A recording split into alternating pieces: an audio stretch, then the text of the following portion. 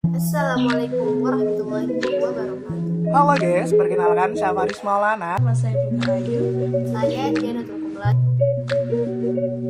Pada kesempatan kali ini saya akan menjelaskan tentang kawasan teknologi pendidikan.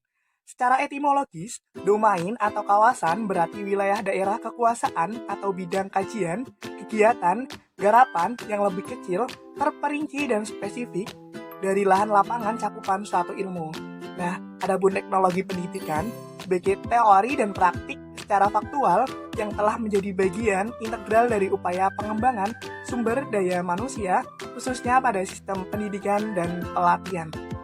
Nah, yang pertama yaitu kawasan desain. Kawasan desain berasal dari psikologi pendidikan.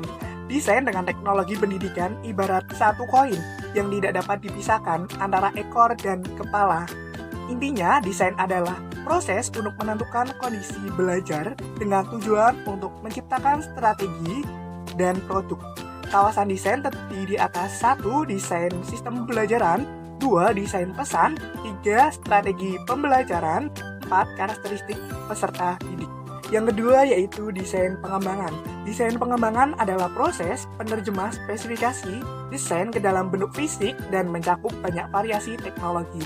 Kawasan pengembangan meliputi 1. Teknologi cetak, teknologi audiovisual, teknologi berbasis komputer, dan teknologi terpadu. Yang ketiga yaitu kawasan pemanfaatan. Aktivitas menggunakan proses dan sumber untuk belajar meliputi pemanfaatan media, difusi inovasi, implementasi, dan institusionalisasi, dan juga kebijakan dan regulasi. Nah, yang keempat ada kawasan pengelolaan, meliputi TP melalui perencanaan, pengorganisasian, dan supervisi. Yang kelima yaitu kawasan penilaian. Kawasan penilaian merupakan proses penentuan memadai atau tidaknya pembelajaran dan belajar. Penilaian adalah kegiatan untuk mengkaji serta memperbaiki suatu produk atau program. Kawasan penilaian beranjak dari analisis masalah, pengukuran acuan patokan, evaluasi formatif, dan evaluasi sumatif. Yang keenam adalah kawasan perlengkapan. Kawasan perlengkapan merupakan bagian usaha mendayagunakan proses dan sumber belajar untuk mencapai tujuan pengajaran. Terakhir yaitu kawasan evaluasi. Kawasan evaluasi merupakan proses menentukan kesesuaian antara materi pelajaran dan proses belajar. Evaluasi dimulai dengan analisis problem yang merupakan langkah awal penting dalam pengembangan dan evaluasi isi pelajaran. Hubungan antara kawasan dapat bersifat tidak linier, bersifat sinergistik, dan juga bersifat saling melengkapi. Terima kasih, sekian dari saya. Dengan mengelola teknologi yang sudah ada, menggunakan teori-teori dan latihan-latihan praktek, dengan kekreatifan guru zaman sekarang, agar bisa menciptakan pembelajaran yang efektif dan tidak membosankan bagi peserta didik di zaman sekarang. Sehingga kita harus bisa membuat creating dalam teknologi pendidikan. Apa sih itu creating dalam teknologi pendidikan? Creating sendiri memiliki makna yaitu penciptaan. Creating dalam teknologi pendidikan yaitu di mana teknologi mampu menciptakan sebuah media atau alat untuk memudahkan praktek atau kegiatan belajar mengajar dalam sebuah pembelajaran di pendidikan itu sendiri. Di sini saya sebagai pemateri kedua yaitu dengan materi creating dalam teknologi pendidikan. Agar menjadikan proses belajar mengajar menjadi efektif dan bisa memahamkan siswa dengan baik. Kawasan creating dalam teknologi pendidikan sendiri ada 5, yaitu yang pertama kawasan desain, di mana desain adalah proses penentuan kondisi belajar dengan tujuan untuk menciptakan sebuah strategi dan produk yang akan digunakan untuk pembelajaran. Kawasan desain juga terdiri dari 4 poin, yaitu strategi pembelajaran, desain. Kawasan desain meliputi 4 cabang, yaitu desain pembelajaran, yang kedua desain pesan, yang ketiga strategi pembelajaran, dan keempat karakteristik pembelajaran. Yang kedua ada kawasan teknologi pengembangan, di mana kawasan teknologi belajar pengembangan ini merupakan proses pengembangan yang dilakukan secara fisik atau nyata, yang memiliki 4 poin, yaitu mengembangkan media cetak, media audio, dan media multimedia, serta teknologi berbasis komputer. Yang ketiga, ada kawasan pemanfaatan, di mana kawasan ini menggunakan manfaat dari teknologi untuk membuat metode, model, menggunakan bahan yang bisa meningkatkan suasana pembelajaran, yang memiliki 4 poin, yaitu ada pemanfaatan media, difusi inovasi, dan implementasi dan institusionalisasi, serta kebijakan dan regulasi.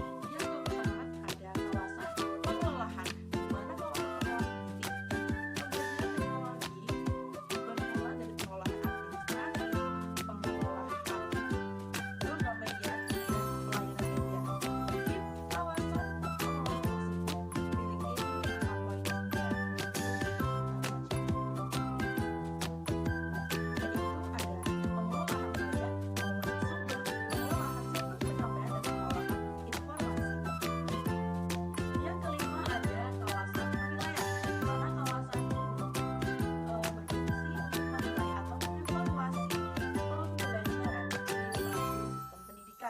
Yang biasanya berhubungan atau berkesinambungan dengan pembuatan kurikulum. Di kawasan penilaian ini ada 4 poin yang harus kita pahami, yaitu ada analisis masalah, pengukuran acuan patokan, yang ketiga ada penilaian formatif, dan yang keempat adalah penilaian sumatif. Mungkin itu yang bisa saya sampaikan, kurang lebihnya mohon maaf.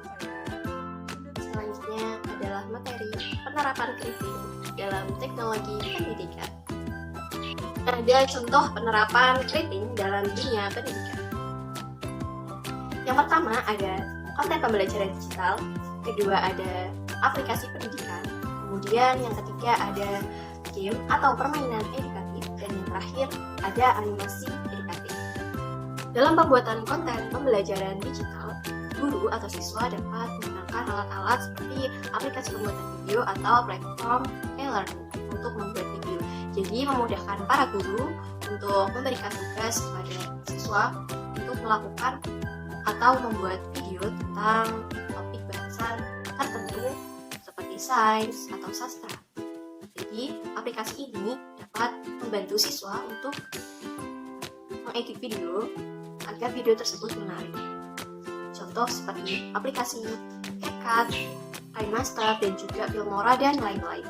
Juga aplikasi pendidikan media ini dapat memungkinkan siswa untuk menunjukkan produk-produk atau karya-karya kreatifnya yang mereka hasilkan sendiri. Contoh aplikasi pemrograman anak, platform desain grafis untuk membuat sketsa atau grafis lainnya. Contoh aplikasi yang ada adalah EBSpine. EBSpine dapat membantu siswa untuk membuat karya sketsa secara digital. Kemudian ada Canva. Canva dapat memudahkan siswa untuk membuat poster atau yang lainnya secara digital. Kemudian terdapat aplikasi yang sudah disediakan oleh pemerintah, yaitu aplikasi e-Pusnas, yang mana seperti perpustakaan online yang dapat memudahkan siswa membaca apapun di sana, tidak harus ke tempat perpustakaan terdekat di rumah mereka. Kemudian juga ada aplikasi bernama Pet Colorado, itu tersedia di platform digital yang ada, di mana aplikasi tersebut dapat memudahkan siswa untuk bereksperimen secara digital. Kemudian yang ketiga ada permainan atau game edukatif, di mana siswa dapat belajar sambil merancang, menguji, dan juga bermain game sekaligus menghibur. Contoh ada aplikasi Duolingo, Brainly, Quizzes, dan juga ada Khan Academy, dan juga aplikasi Mebel Budaya Nusantara dan animasi edukatif. guru dapat membuat media ini untuk belajar siswa, untuk memudahkan pembelajaran siswa agar lebih efisien, efektif, dan juga menarik. Jadi guru dapat membuat dan juga dapat mengakses di aplikasi YouTube, TikTok, dan juga yang lainnya. Jadi kesimpulannya, dengan menerapkan konsep kriting dalam dunia pendidikan, siswa dapat mengembangkan keterampilan kreatif, berpikir kritis, pemecahan masalah, dan juga dapat memahami materi secara mendalam. Sehingga siswa berkesempatan untuk dapat menciptakan, merancang, dan juga menghasilkan suatu produk. Kecanggihan dalam teknologi. Menurut James Westy dan Moleda tahun 2008, tingkat kecanggihan dalam dunia teknologi pendidikan dibagi menjadi 4 tahap, yaitu media baru, media interaktif, media virtual, dan juga media intelijen. Pertama, media baru. Media baru bentuknya masih sederhana dan belum terlalu canggih, contohnya media cetak dan juga radio tradisional. Kemudian yang kedua adalah media interaktif, yang mana media ini masih membutuhkan interaksi manusia atau kita dengan media, contoh internet. Yang ketiga ada media virtual, di mana media ini melibatkan teknologi simulasi dan realitas virtual dengan tujuan penggunaan lebih mendalam daripada media interaktif. Contohnya yaitu komputer dan juga realitas virtual. Dan yang terakhir adalah media intelijen. Media ini adalah media tahap puncak, di mana media ini memiliki kemampuan kecerdasan AI yang membantu merespon penggunanya secara sadar dan cerdas. Contohnya personalisasi konten dan juga rekomendasi cerdas. Dan dalam penciptaan media perlu memperhatikan langkah-langkah sebelum menciptakannya. Ada 6 langkah yang perlu kita perhatikan dalam penciptaan media. Yang pertama adalah identifikasi kebutuhan. Kemudian ada perancangan, ketiga ada pengembangan, keempat ada uji coba, kelima ada implementasi, dan yang terakhir ada evaluasi. Baik, itu saja dari kami. Kami pamit undur diri. Wassalamualaikum warahmatullahi wabarakatuh.